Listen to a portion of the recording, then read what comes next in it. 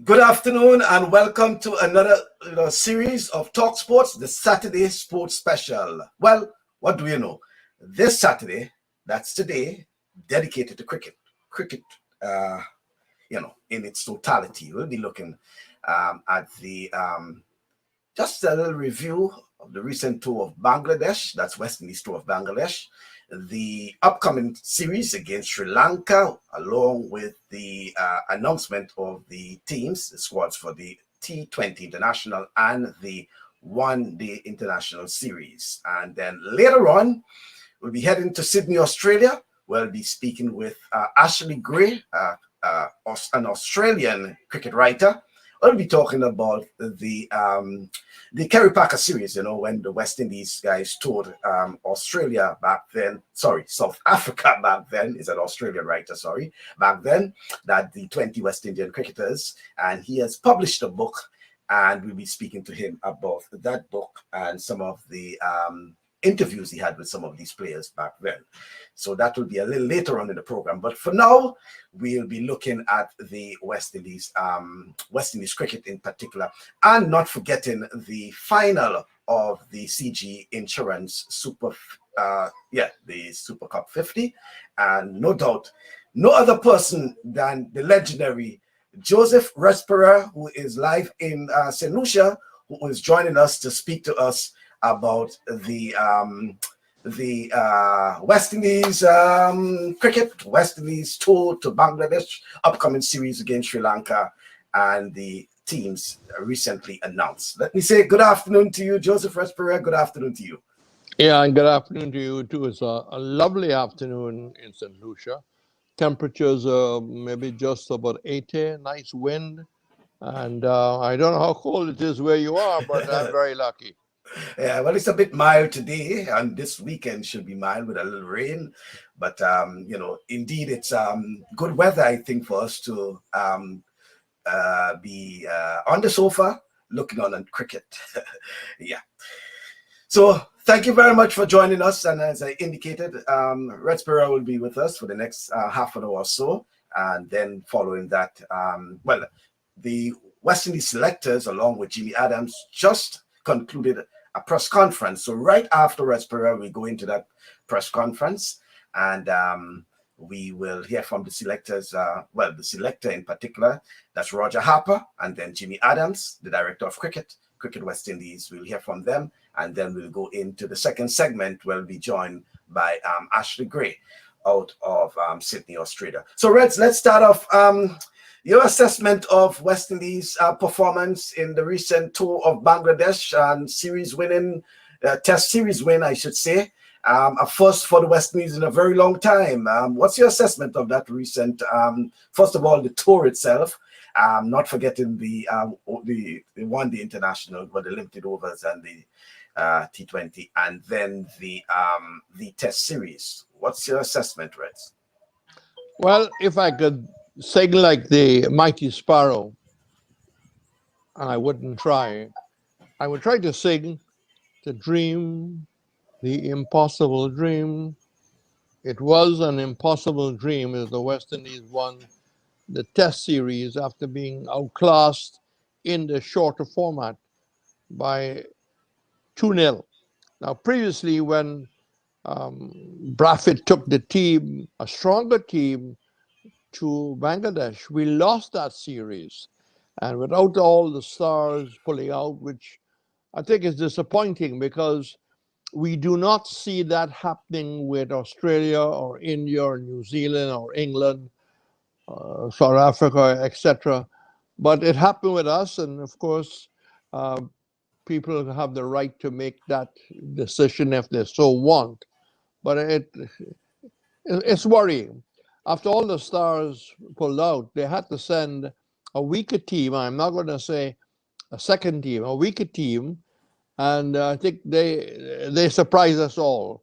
I think the double century by Mayers played an important part in the confidence of the team. And then, of course, in a nail biter, the West Indies went on to win with Cornwall and his left arm, Warwick. Yeah. bowling very well, bowling very well. And I think you saw emerging there the likes of the Silva. Bonner played a very holding role. It's a new word being used, the glue he was. Campbell was disappointing, trying to sweep the spinner from outside off stump, and that brought his downfall. Braffett played well in at the top of the order, didn't go on to get 100, but overall, I thought it was a pretty good performance. Bears, a double, first time since Lawrence Rowe got 200 against New Zealand at Sabina Park. And I think I can wrap it up by saying great for West Indies cricket. Okay. And are you one of those Reds who was a bit skeptical initially about the strength of the West Indies team going on to Bangladesh and taking on Bangladesh in Bangladesh? Well, you had to be. I mean, Bangladesh are very strong at home. And, they, like India, you know, well, in fact, prepare pitches that are going to suit their spinners. And they played four at one time. They played one quick bowler. And many teams have struggled in Bangladesh, stronger teams than this on paper. This struggle against Bangladesh. And, we expected maybe the spin would overwhelm us. But it initially did, and then I think the innings by Mayers steadied the ship, confidence grew. You had the likes of Bonner and the Silva also playing some very important roles. And our spinners did quite well in the final stretch. What you thought about Brathwaite's captaincy? Lots of debate about whether Brathwaite should continue in the captaincy role in the Test series against Sri Lanka. But do you think it's a useful debate with Brathwaite versus Jason Holder? It is a useful debate, and I don't believe we need to rush. I think we must remember that Brathwaite was once the vice captain and led the West Indies before. He then lost the vice captaincy, and they thought that Chase should take over. I don't believe it was the right fit for Chase. And when Holder decided that he'll go to Australia and then decided not to go on to Bangladesh, the West Indies board had no choice but to go back to Brathwaite. Now, has he done enough? He's won one series, 2-0, but has he done enough to change the incumbent?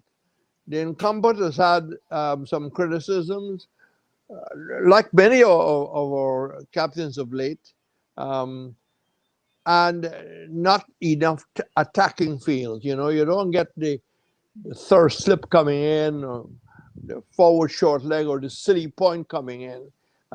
He doesn't go for the juggler. Although he's had good success. I mean, he beat England here in the West Indies. He lost twice 2-1, 2-1 to England. But you can argue for both sides.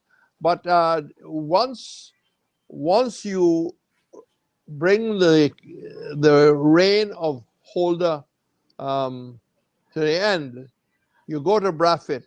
What happens if Brathwaite is not successful against Sri Lanka or Pakistan, who probably will become next? What do you do? There is no automatic. There's no automatic person you can go to. So as I said before, Michael, let us not rush it. Brathwaite has had endorsements from the coach, endorsements from the president of the board. He's had a lot of social media endorsements. Holder didn't have a very good series in Antigua, and that's built the call even further. But they haven't got to the test team announcement yet. So We just have to wait and see, Michael. Okay then. So let's step a bit closer.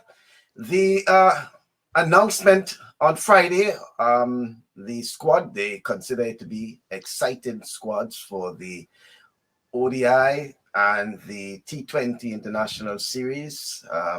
Reds, have you been able to look over the squad? What's your assessment of the teams and the team's preparation going into the series against, well, and I say team's preparation because bearing in mind, well, we have the CG Insurance Super 50 ongoing, well, the final now, and then we have the guys who have just returned from the tour of Bangladesh, and even some of the players who somewhere or the other, Reds, they opted not to tour Bangladesh, but for some reason they were participating in other international series. What's your make of the team and its chances against Sri Lanka? I think I alluded to that a little earlier. Disappointing to all when other countries don't see their players doing that and going off to a 10-10 or a 20-20. I'm a little disappointed. I mean, what is it saying for West Indies cricket when we have to recall Chris Gayle at 41-42? What are we saying? What are we saying about our fast bowling stock and the coaches who were supposed to bring on these fast bowlers when we have to recall Edwards after 10 years? If you look at the average age of the team, I mean, when last has Bravo played any cricket? When last has Bravo played any cricket? And you can ask yourself whether we are really starting to prepare for the World Cup, or we simply trying to win this series, this series. I think basically you expected some of the names that are there. There is no doubt about that. I'm glad that young Sinclair has gotten an opportunity. I see that they have named Puran as vice captain. That maybe is an indication that where they might go in the future. I think that an opportunity has been given again to Andre Fletcher to do something at the highest level. I think if you look at the amount of times he has, I would say, let his supporters down, it's quite often. He hasn't done all that well for the windwards. When he got his international opportunity, he didn't take advantage.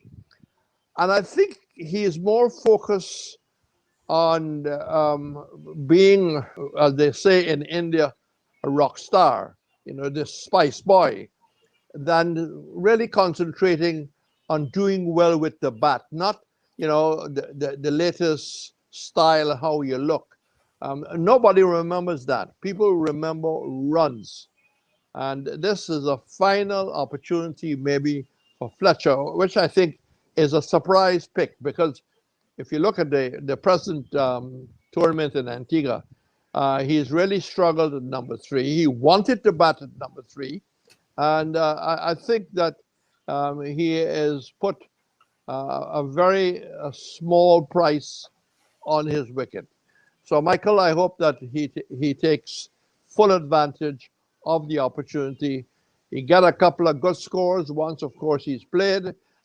He can build a white ball career eventually, but he must take advantage of this opportunity. Forget all the flash and style and all the things that catches the social media. Get runs, Andre Fletcher. And social media seems to be a buzz with the omission of Hetmyer. Any surprise to you? Yes, I'm sorry I can't take part in that press conference, because I'll have to ask what is, in fact, the policy of the board regarding fitness. Are you telling me, Michael, are they saying to the public, are they saying to you, Michael, that Chris Gayle passed a fitness test and Hetmeyer did not? I mean, Hetmeyer just batted for what, 113 odd, came out and was on the field, down to long on, running around, taking extremely good catches. And now we are told that he was not fit, himself, and of course Cottrell and also Thomas. Thomas, I'm disappointed in because he came back from England when we went to try and help the English save millions of pounds, and one would have thought he would have come back fitter. It was the other story. He came back heavier than he went to England. He was in the nets. Phil Simmons had everybody working hard, but where's the discipline? Where is the discipline? Are you watching what you're eating? Are you doing like Robertson, Holding, and Croft and Garner? Are you doing the road running? So I'm disappointed with him, but I'm a little surprised that you can say that Hetmeyer failed the fitness test, and you ask the question, did Gayle have a fitness test? And if he did have a fitness test, how come he passed it? Because the world is there to see that Gayle is, standing and deliver. But don't ask Gayle to take too many short signals and maybe look for the second run very often. So it's interesting, and it's being talked about, Michael. It's being talked about. Mm-hmm. But despite all of that, Reds, what do you make of, and first, let's look at the shorter version of the West Indies' chances against Sri Lanka. And bearing in mind also that all of the matches will be played at basically, between two venues. Well, we have the, in Antigua, let's just say Antigua, because we do have the Sir Vivian Richards Stadium and the Coolidge Ground. But all the matches will be played in Antigua. What do you think of the West Indies' chances against an improving Sri Lankan team? Well, we have a track record of white ball cricket. We are playing at home. The Sri Lanka team has had a lot of changes. They got hit by COVID. I think we have to wait and see how will they perform. Coolidge is a small ground. It could be a high-scoring ground. From all reports from the commentators there, Ambrose and Ganga, good batting surface so far. So I don't see that will change. I hope we get the technology of Snicko and things like that, because that was in fact missing from some very crucial decisions. So I think that no doubt will be worked on by the West Indies board, but there's a cost for Snicko and a cost for all the other ways of measuring whether a man is out or not. But I believe the West Indies will start as favorites, and very important for the team, very important for the West Indies board, that they begin on a winning note. The test matches, well, we have to wait and see how that will in fact turn out. We haven't had any idea of what the team will be. So I think that is something that we'll have to sort of judge on the day. Mm-hmm. And you are contented with Reds that the Caribbean, and when I say the Caribbean in terms of cricket playing nations, are ready to host international matches. No doubt you haven't been traveling throughout the region, but certainly you have been following, you have been in contact with whether it's administrators or reporters throughout the region. But do you think we are in a position to start hosting international cricket matches? Well, I think we can draw from the CPL in Trinidad last year. They did a good job. The government, of course, playing a major role, and the bubble seemed to have worked, I think about 99%. And so far, the bubble seemed to have worked in Antigua. It was initially the Sri Lanka to come, and this white ball will be played in Antigua and red ball played in St. Lucia. But they decided don't fix what is not broken. Don't fix what is not broke. In Creole is.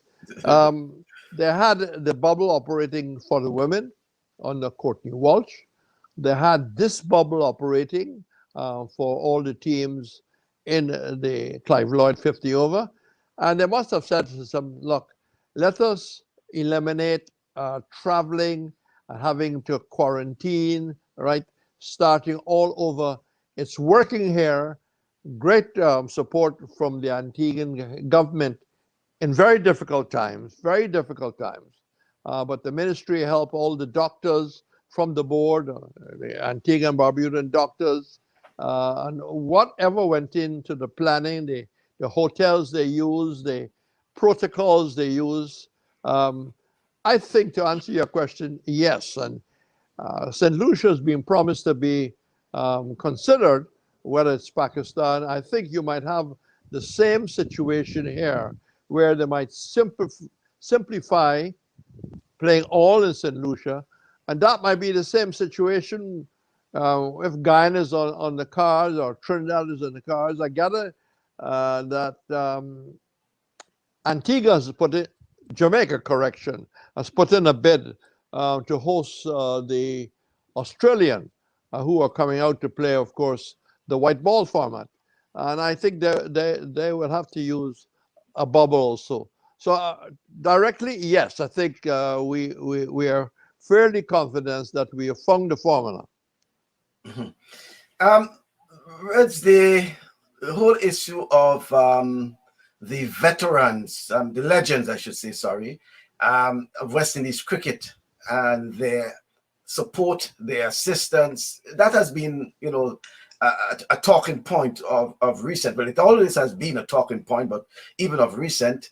And Clive Lloyd's letter, understood, to the players in Bangladesh, and how inspiring it was, as the team manager said about the letter to the players, basically encouraging Brian Lara's involvement to some extent in terms of calling up Fletcher as one example, speaking to him.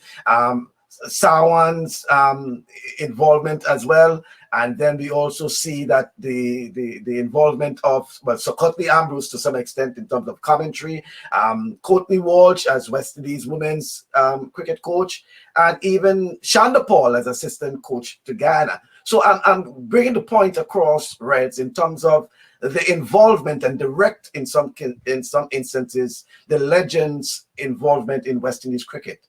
What do you think should be done? Do you think there should be more of that involvement we have not seen or heard? For example, the Gordon Greenwich and others' involvement. Well, I started my career as a test commentator in 1971, when India came, the Great Gavaskar series.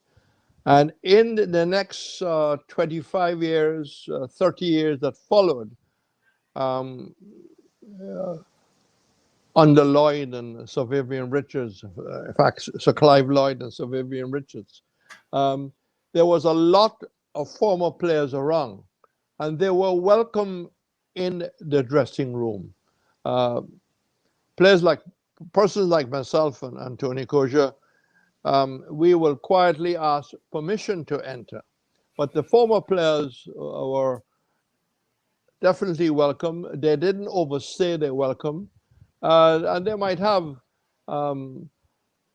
quiet advice. They might ask permission from the manager of the player to have a word with a batsman or a bowler, but respecting that there are people there for that. But I would think that from the start of 2000, there was a feeling, there was a strong belief on the ground by the former greats the former West Indies players that they were not welcome in the West Indies dressing room. You know, you played at a different time. What worked in your time can't work now. Technology that is now available it didn't exist when you were playing, and I think there was a backing off. There was a backing off that players didn't feel welcome. I welcome the call you have just made and others that maybe, and it's got to come from the board, it's got to come from the manager, it's got to come from the captain, it's got to come from the coach. They've got to tell the players, we want our former players to be able to pop in this dressing room and wish you well, give you an encouraging comment. Unless it is handled that way, ex-players are not going to just, walk into our dressing room. And let me also say to Michael, it's not easy now to get into a West Indies dressing room because of the ICC, security controls. I mean, I got shocked. There was a test match at the Darren Sammy, then of course under a different name, Bush and June. And I had a couple of Caribbean papers, and I was taking it across to give it to the manager and say, share it around. And as I got within, I would say, 15 yards of the West Indies dressing room, a gentleman appeared. I mean, I had my tag, and I think most people know what I looked like. So I'm not going there for any other reason than official business. And a security man came in and said, excuse me, you can't go any further. What do you want? And I said, please give these newspapers to the West Indies manager. I can't remember if it was, no, it wasn't Raw Lewis then. It might have been before Raw Lewis. I'll just give you an example that is not that easy to go into any dressing room, be it West Indies, because the ICC has got strict controls, and quite rightly because of the match fixing allegations of the past, and therefore it's not as easy as when I was maybe coming through the ranks, or late Tony Kosher coming through the ranks, any one of that period. And it's got to come from the board that they can have interaction with the players, even if it doesn't have to be on match day.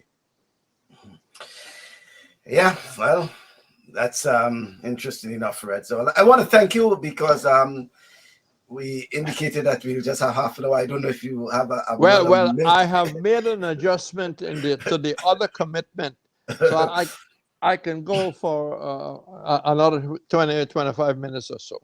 Okay, I appreciate that. Well, while we are that, Reds, probably we can just take in bits and pieces off so that you may be able to comment, because the press conference itself, I dealt with the issue of the fitness, and I think Jimmy Adams gave clarity to that. So if I may just go in and try to get piece of that, so that you may be able to let me see, you may be able to get piece of the action. Let me see if I can get it there for you. And but no doubt it was a very interesting discussion when the question came up regarding the whole issue of the fitness, and they drew comparison with Cornwall. I think they also drew comparison with Gale, if I'm not mistaken. But it's interesting that what was actually said. Let me see if yes. So conference. Let me have it. Yeah. Okay.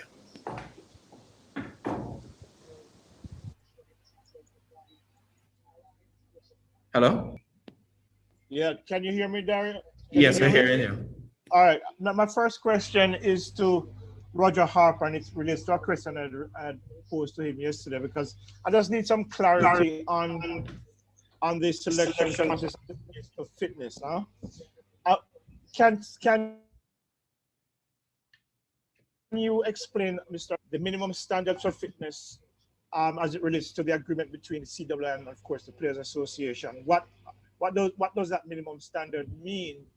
And in light of those standards, was any consideration given to the selection of Shimron Hetmeyer? Yes, given that he just scored a pretty brilliant century in the Super 50 competition, which suggests that he's in form. And I'm wondering if there's any leeway for form to override fitness in a circumstance. Well, thank you for that. Good afternoon to everyone. Regarding the policy and the agreement, the fitness policy and the agreement with CWI, I think I'll allow the Director of Cricket to explain that policy to you. All right.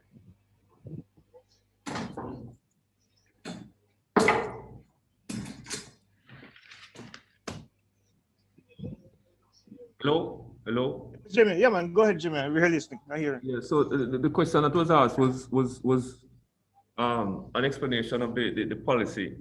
Uh-huh. The policy asked for a minimum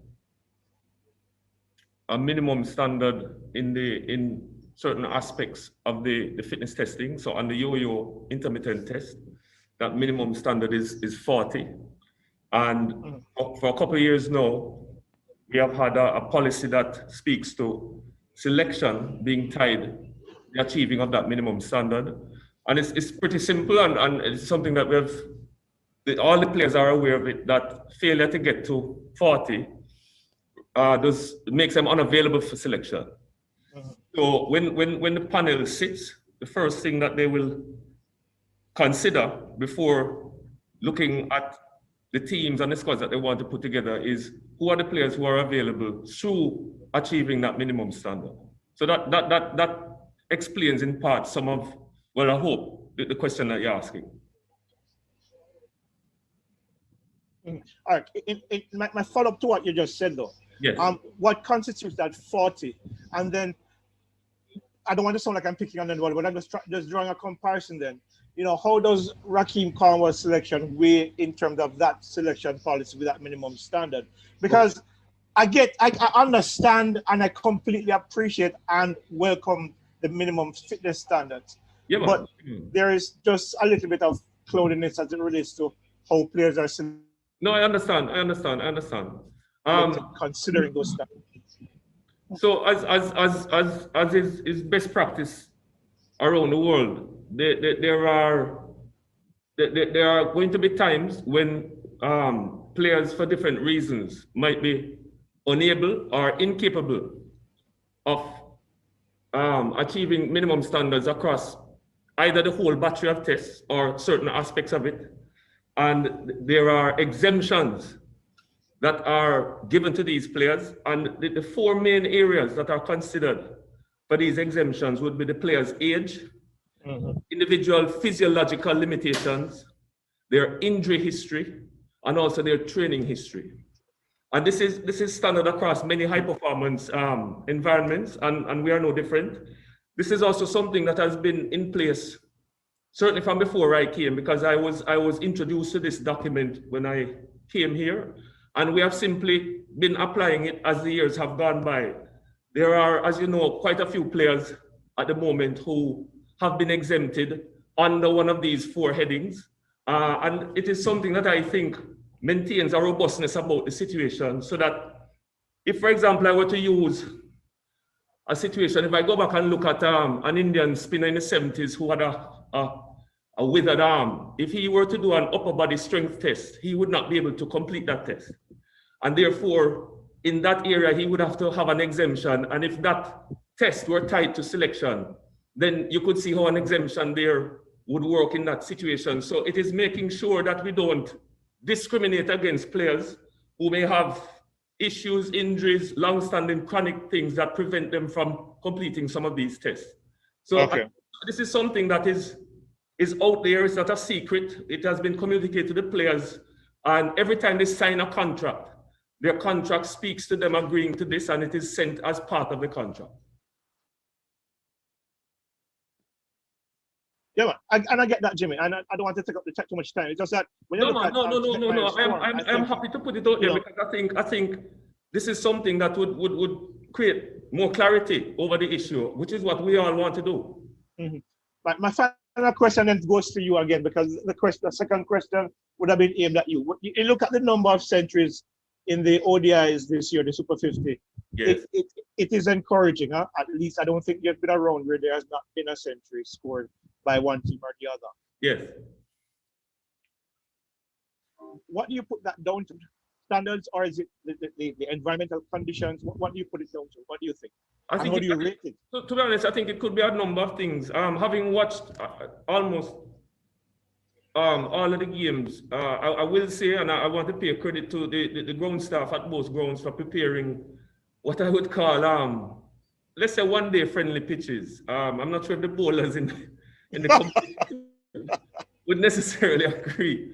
But I think the quality of the wickets, and then let's give credit where credit is due. The batting, some of these hundreds have been very, very well crafted, well put together, and it has been. I'll speak for myself here now, and not for the selectors, but I guess as an all it has been good watching some of these batsmen putting these scores together.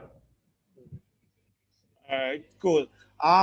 Okay, so thanks much. I'll let the floor take over from here. Thank you so much, guys, for the response. Okay, no problem. Kevin Pyle, I'm seeing 2 questions from you. First, the lead selector. And Thanks, Dario. Appreciate it. Good morning, everyone. Good morning, Roger. The first question is for you. Hope you're doing well. Talk us through a little bit of the rationale behind the selection of Fidel Edwards in the T20 squad. And he's 39. He hasn't played international cricket in close to a decade. Talk us through that and the rationale behind that. And as an appendix to that question, don't you think it sends a bad signal to younger players, or a mixed signal to younger players, when after a decade out of international cricket, selectors can recall a player, at this level? Well, thanks for the question. I think it's a very interesting and important question. I think you would notice in the squad there's the absence of one O'Shane Thomas. And as we build towards the defense of our T20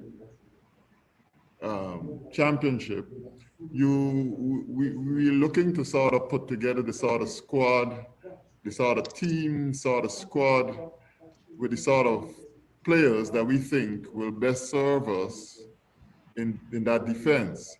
Now, what a player like O'Shane Thomas offered us, and you remember on the last tour of Sri Lanka in the T20 games, is, the sort of firepower that can come and take wickets early, take wickets at the end, and really unsettle batsmen, And with him not being available, not performing at the sort of level we expected of him, we looked for the type of player, the type of bowler that can offer us that.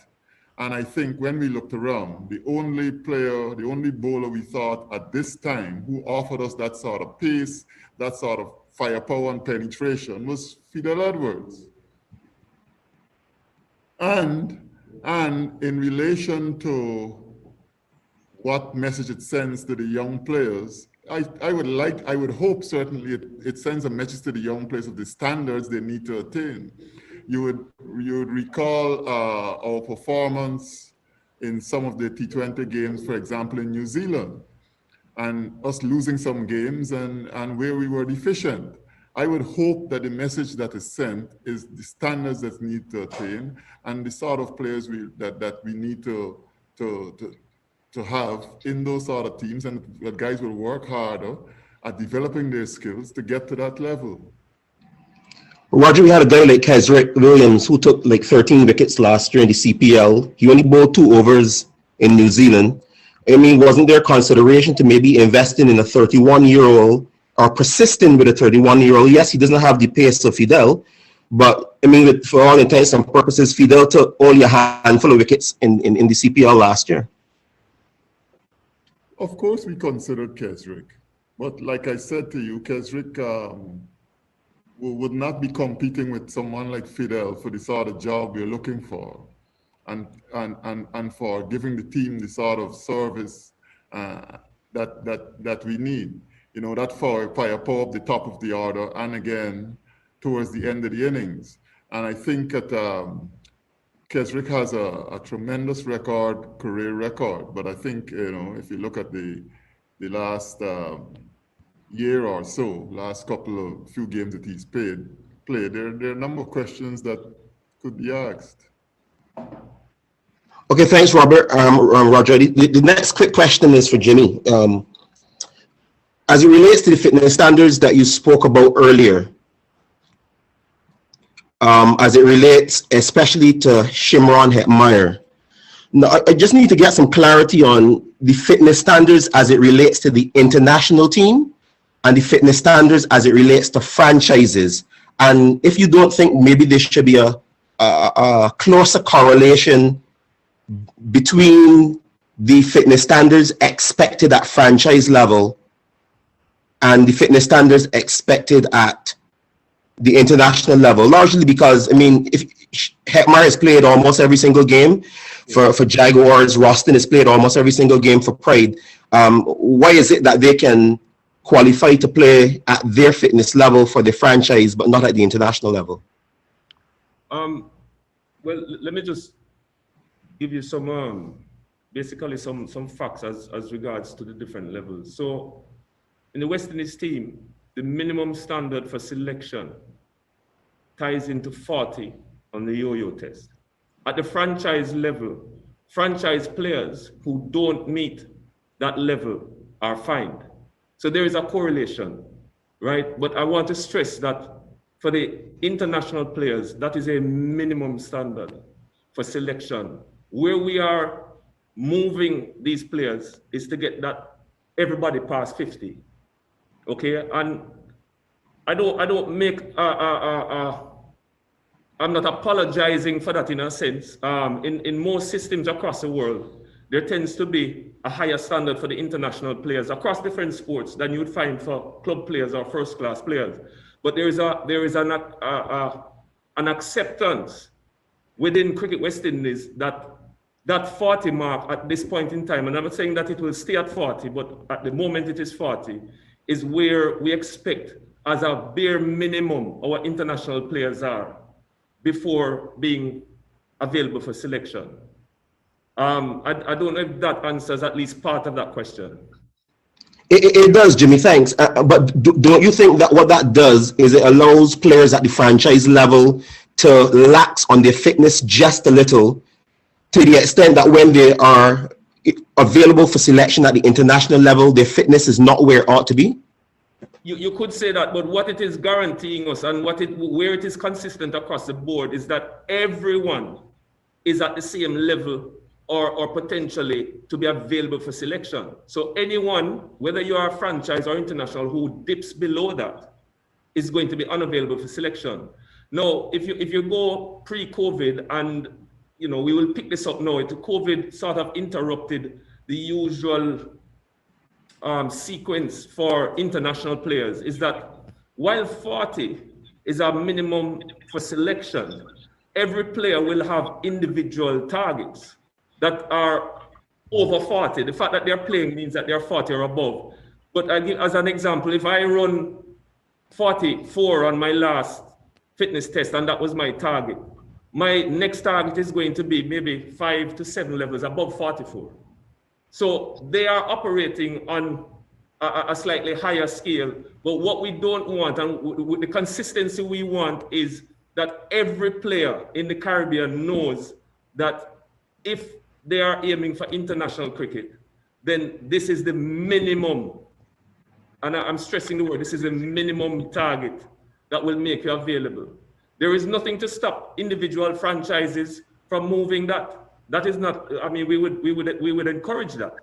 But what we don't want is to have a setup where you have a team with players who are, in my view, fit, and they are trying to win games with players who come in who can't stand up physically to the demands of international cricket. Thanks a lot, Jimmy. Explain. Thank you. No problem, no problem, no problem.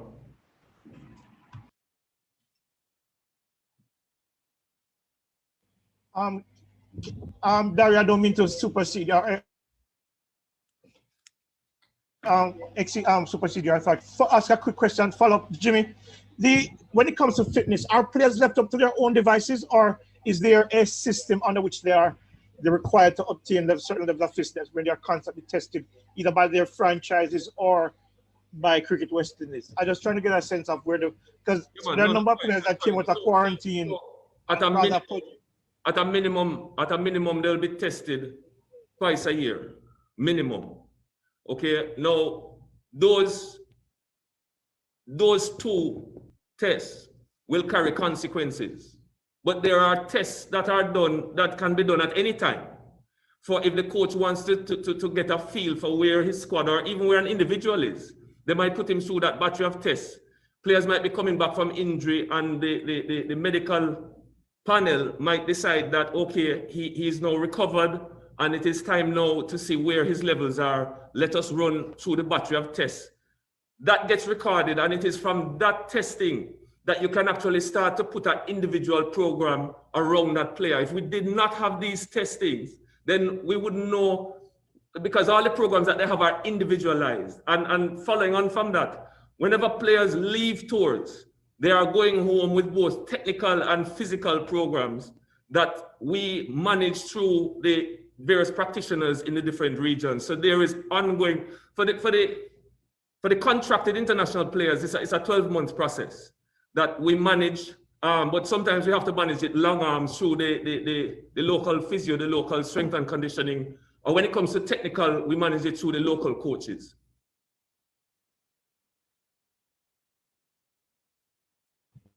Yeah, man. Thanks, Jimmy. No problem.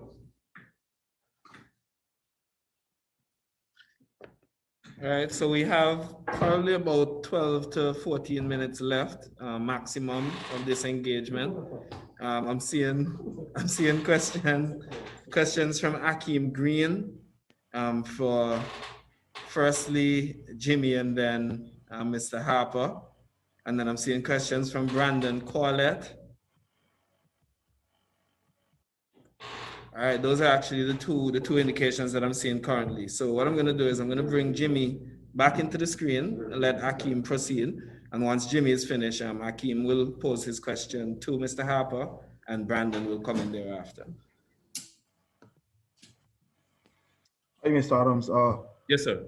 In terms of the fitness policies, one I totally agree with, but I'm trying to find out how much does performance trump? If you have a guy that is scoring tons of runs, you know, he top series and he's making runs, and even at the international level, and then comes to the regional level and he's making runs. Is there any consideration if he's within that 40 marker he could be selected? Or are you saying that when these guys who are scoring runs are not selected, they're way below, let's say even 30, they're going on into the 20s? I'm trying to find out if there's a leeway or is a strict rule that if you don't have underlying conditions, you must make 40. The only other condition that I would add to that is if a player is returning from injury. Consideration is given in that scenario. So I am coming back from injury. I haven't done, and I won't be able to necessarily do either the entire battery or some of the battery of the fitness test. But I am cleared to return to play. What the medical panel will do is give that player a certain amount of time, which will be communicated to that player, within which he will be expected to get up to the minimum standard. As regards to the question of the leeway, I think the easiest thing to say is that while we will always want players to perform, score runs and take wickets, but our fitness policy and where we're trying to take our team to be able to match up to the best in the world is that if you're not at the minimum standard, and I'm going to emphasize that this is not something that we want to be a conversation we like having with players, because to me, the minimum standard is something that shouldn't apply to an international player. But we draw the line on 40 because we feel that there are other considerations outside of just a person's ability to bat, bowl, or field. There is the fact that we are moving our cricket in a certain direction, that everybody has bought into it, and we need everybody to be at a certain minimum level, we feel, to be able to perform at the levels required at international standards. And you leave yourself open to run into problems if you start talking about making it provisional on whether somebody has made a score or taken wickets, because you could find very quickly that you have a two-tier system, and then it's very difficult to manage. And it doesn't take us as a team, as an entity, Cricket West Indies, in the direction that we want to go. And just if you could touch upon whether there's about 3 other series proposed for the Caribbean, and wondering if there are any initial plans to have those series outside of Antigua in other countries, if you could shed any light on that. What I can say is that the initial plans have been to include other countries, but I'm going to add very, very quickly that the COVID environment is changing almost daily, almost weekly. And I am not even sure if Antigua itself, if once we get to the end of this series, I am not sure even if Antigua itself might be able to host what they're hosting now. And that goes across the entire region, sir. So what I will say, to be fair to the International Fixtures Committee, that a lot of the series were spread out across the Caribbean, but everybody is holding their breath, because daily, weekly, we're getting reports from the different islands about the restrictions now in place, and it's something that we're monitoring very closely. So where we end up playing those series right now is on a piece of paper as a plan, but we know that we're very much at the mercy of what the COVID situation throws back at us. All right, thanks, Mr. No problem, Mr. Harper. Mr. Harper, if you could just shed some light on the absence of Sunil Narine, and any update on chemo policy recovery. Obviously, Narine would have played in Super 50. One would have expecting him to be at least in the T20 squad. Shed some light on that. Thank you. Sunil Narine had indicated earlier that he is not ready to return to international cricket. He's still fine-tuning his game and getting himself ready. So from that perspective, he wasn't considered for this series. And Timo Paul recovery, I know he was sent to take some time to recover. Any update on how that recovery is going? I think he's still undergoing that process of rehab. Just one quick question. Strengthening up, yeah. Just one quick question, Mr. Harper. There's a lot of uproar in Guyana about Godikish Moti's, well, I would say omission or non-selection, I should say, from the fifth over squad, given he's one of the leading wicket takers in the Super 50. Could you clarify your policy in terms of how you guys go about selecting players, whether it's one season or 2 seasons? Because, there's big uproar in Guyana about, his non-selection. Well, Godikish Moti certainly had an outstanding season and certainly drew a lot of attention to himself, and we were able to admire him bowl and his performance. But we must recall as well, we had just selected Akil Hussain for the tour of Bangladesh, and he acquitted himself very well. And he's a left-arm spinner, and he acquitted himself very well. So naturally, we continued with him in this series. You may have also noticed that we included young Kevin Anderson, who's another spinner. Sorry, Kevin Sinclair, not Anderson. Kevin Sinclair, who's another spinner. But he is an off spinner. And what he offers is, if needed, some variety and a different option. So that was the reason that, Moti was not selected. And we chose someone like Sinclair, but certainly Moti is in our thoughts and at the forefront of our thoughts as well. Thanks a lot, Mr. Harper. Sure. Anderson.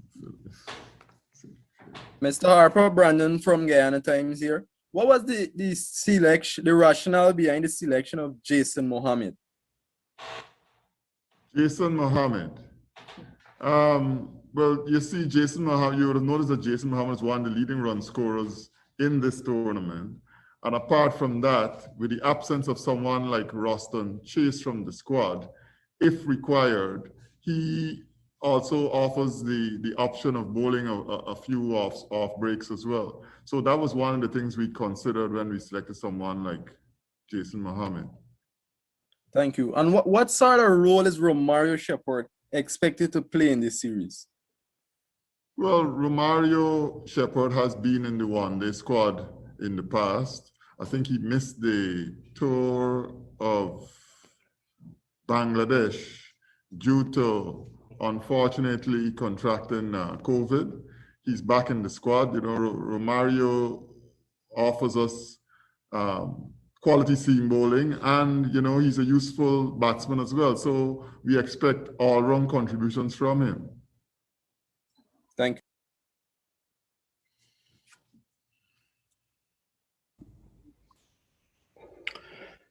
Hi, Roger. This is Oren Davidson here, USA Cricketers website in New York. Well, I mean, I just checked in.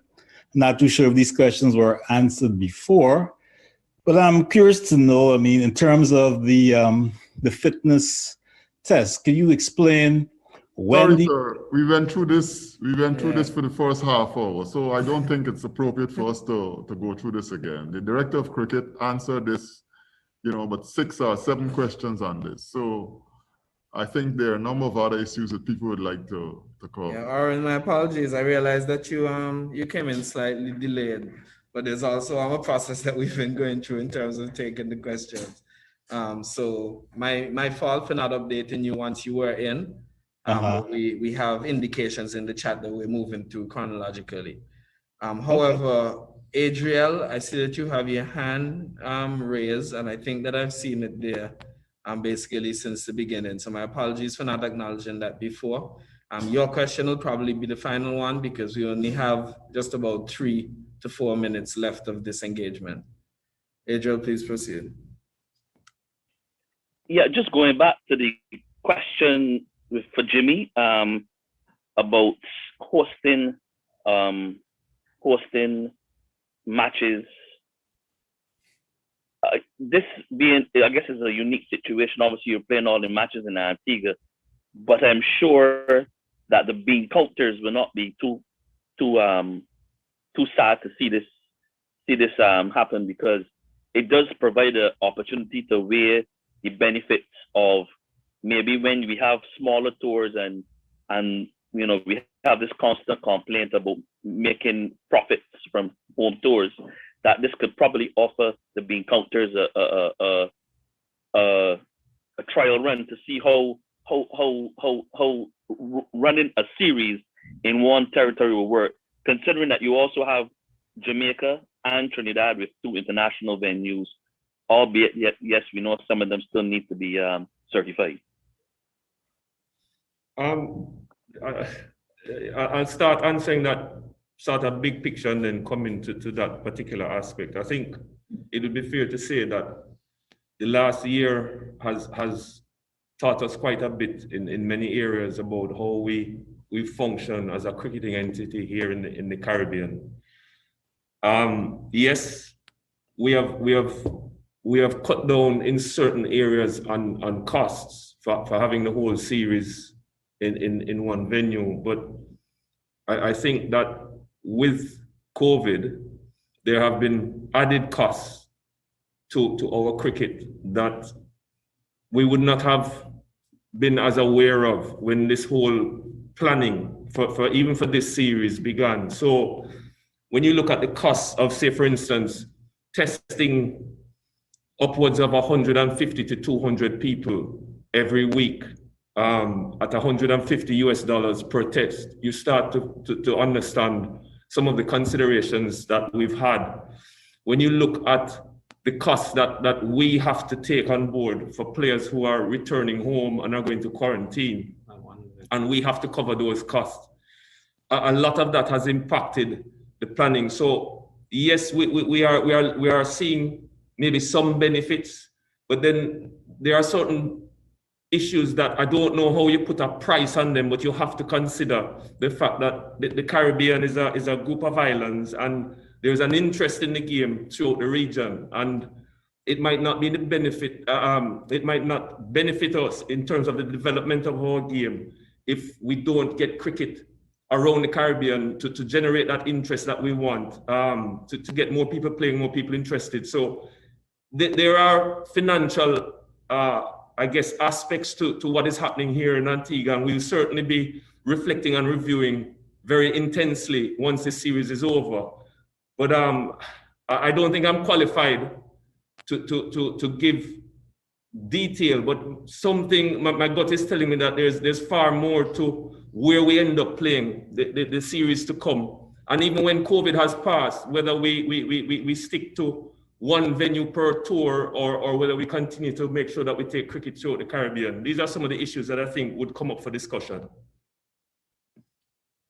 Yeah, I was more looking at it from a perspective of when you, with these tours, say like a Sri Lanka, yes, Afghanistan, Ireland, and those teams, which the board has traditionally said, yes, we don't make money off of those tours. The profit margins in terms of what you get in terms of television rights, yes, yes, get receipts, and yes, sponsorships, does not always offset. So I was just wondering if maybe this is a dry run to see how beneficial it could be to maybe getting Trelawney in your hometown yes, sorted out, and also getting the Brian Lara Stadium fully yes, certified. yes, yes. So that you have these smaller series, not necessarily an England tour, but when you have these smaller series, are not going to make any money. When we have the playing consideration and spreading the cricket, it can help in that regard. I take the point. The point is well made, and I'm sure that when the review is done on the series, those are some of the issues that will be taken on board, sir. But I think that's a very valid point. Thanks very much, Jimmy. Okay. All right, I just want to say thanks on behalf of the selectors and the director of cricket. Thank you guys for taking time out of your busy schedule to be here with us this afternoon. I will ensure that I send out the resources, the audio and the visual from this session to our appropriate WhatsApp groups, or if you're not in that, feel free to send me a message or an email and I could add you to ensure that you get that explanation that you're asking for. Sure, thanks, sure. guys. Will do. Thanks. Today is the final.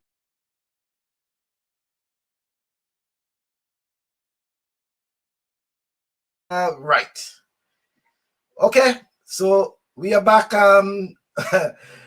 Reds, and I'm certain you would have heard quite a bit. Some may intrigue you, some you may want to, probably for the next few minutes until 2:15 when we go on to the next segment.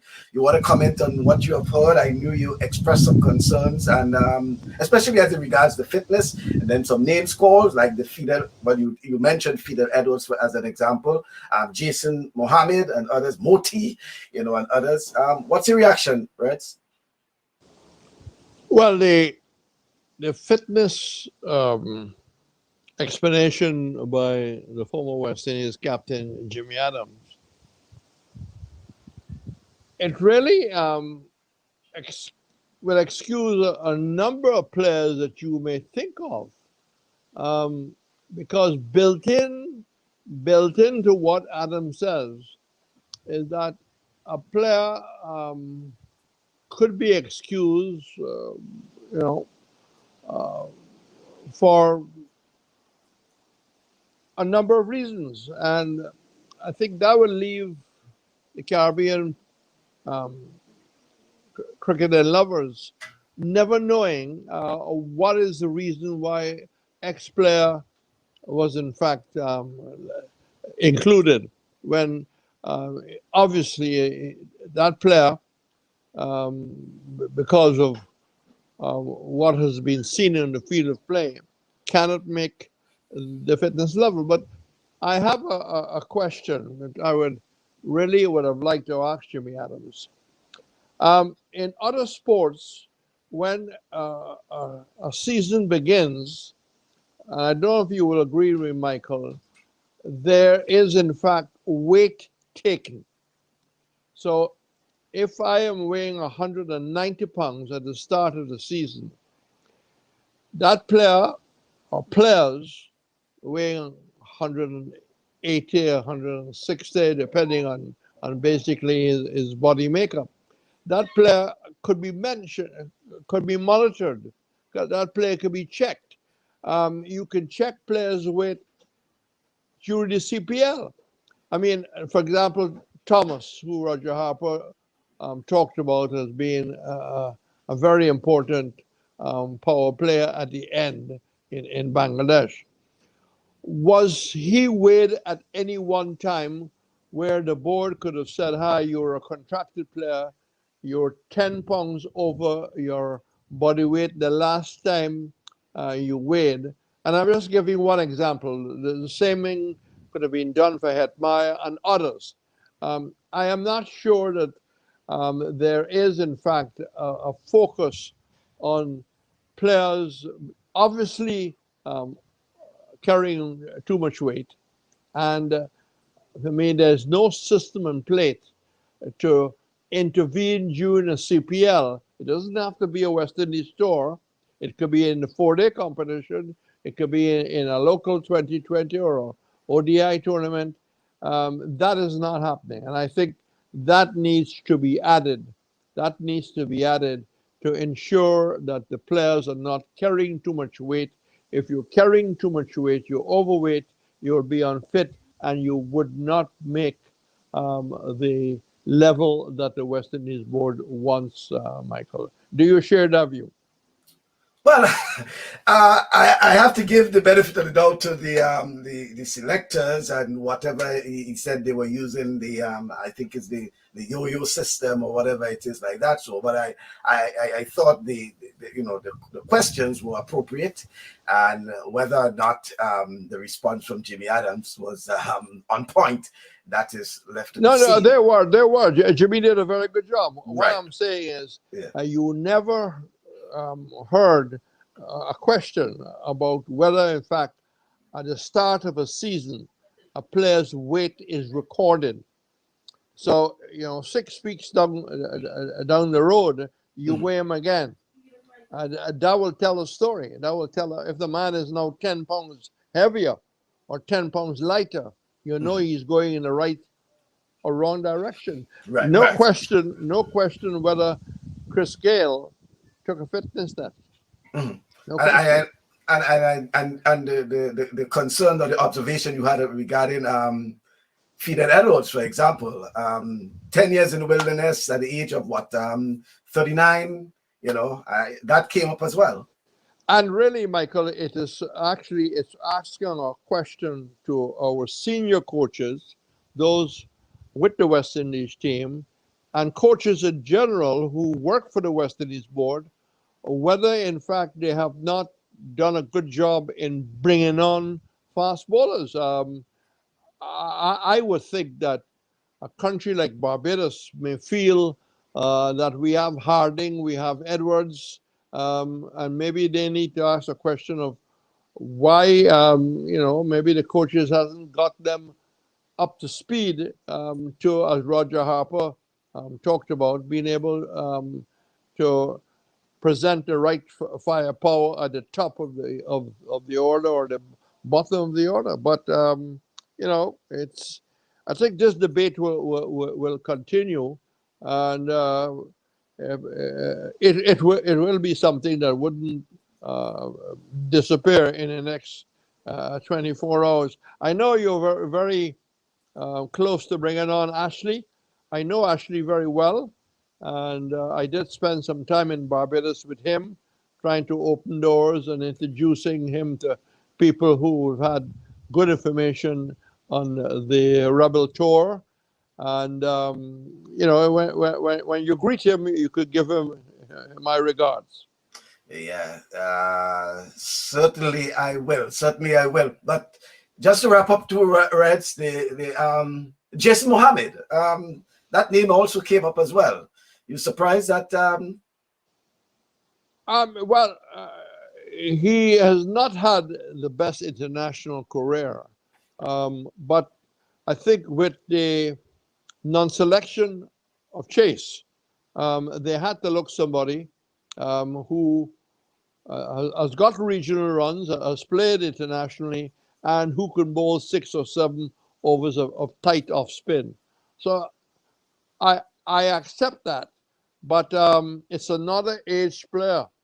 And when you think of what World Cup in Australia, where we have to play 10 games, before we get to any qualifying round, do you need a younger team, a more mobile team, a team that can see people really covering ground, diving, picking up the ball, making great catches? I think you have to ask yourself. I think, Michael, when you get home, look at the average age of this team. And if you include Andre Russell, if you was to include Narayan, who said he's not ready yet, I wonder when he'll be ready, because it's been going on a long time now where this action is being touched up. You can see we probably will end up, if the trend continues of selection, we'll probably end up with the oldest team in the World Cup. All right. Well, I want to thank you, Reg, for that. And just to let you know, I think the Red Force, they lost their first wicket. They're going good, 126 for 1. Lewis is the one who went out. How many overs? I think, if I may get it right, it's 21 overs, 21.2 in fact. So they're going at about 6 and over? Yeah, it looks as if it's over 300. If the projected score is well over 300 runs, with Simmons and Bravo at the wicket. Simmons is 57 not out. Both Simmons and Lewis in half century. Very good opening stand from Simmons and Lewis. And Bravo has just joined. That's Darren has just joined the Simmons at the wicket. Right. Great being on your show. I hope it continues to go well. It's well presented. The publicity is good, and here's hoping that your audience gets wider as you make it more available to as many stations as possible in the Caribbean. And just like to say hello to all my friends in Grenada. During my time at the OECS Sports Desk, and of course broadcasting cricket at the Old Queen's Park, I made many long-lasting friends. And of course, when I think of Grenada, I remember my dear old friend Sandy Taylor. Okay, then I want to thank you very much, Reg, and don't forget that sometime in the future we still have to do the whole issue, full program on the club structure in the OECS. I'll be delighted to talk about that. It's not only in the OECS, I think it's in the wider Caribbean too. And we haven't touched on the ODI squad. Oh, yeah, that's one of the things that we had to touch on briefly. We still have a couple minutes, so if you can probably deal with the ODI squad. Just before we introduce Ashley. Well, I share some surprise, but as explained by Harper, you can't have Hussain, who did well in Bangladesh, and Moti, but I think Moti can have been accommodated in the squad. I don't think that Allen has had a very good tournament in the 50 over.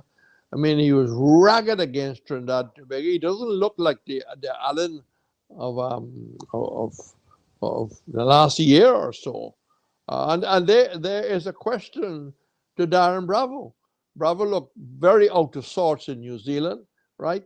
Didn't seem to have appetite for the game. And I think Brian Davis, writing in the Newsday, said he seemed disinterested.